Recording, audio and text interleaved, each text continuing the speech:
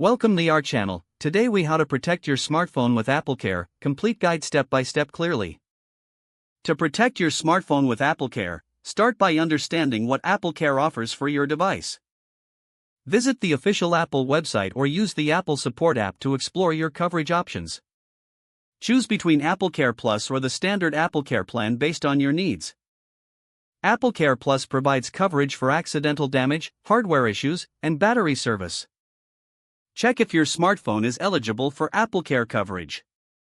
Usually, you can enroll within 60 days of your device purchase. Select the plan that fits your usage habits and budget. If you have a new iPhone, AppleCare Plus typically costs a monthly fee or a one-time payment. Consider adding theft and loss coverage, which is available for most iPhone models. If you prefer to purchase AppleCare directly, open the Apple Support app. Sign in with your Apple ID and select your device from the list. Follow the prompts to view coverage options for your smartphone. If you're purchasing online, select the AppleCare plan during the checkout process. Once you have AppleCare, familiarize yourself with how to use it. For repairs, visit an Apple store or an authorized service provider.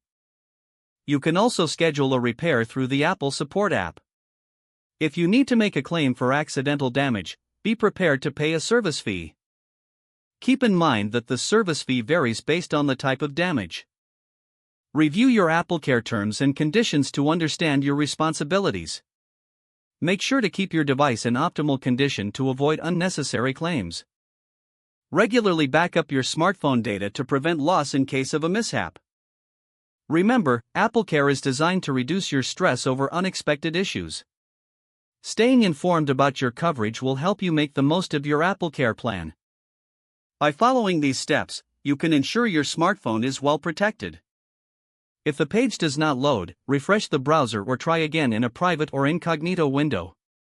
Make sure you are using the correct email address, then retype it carefully to avoid small typos.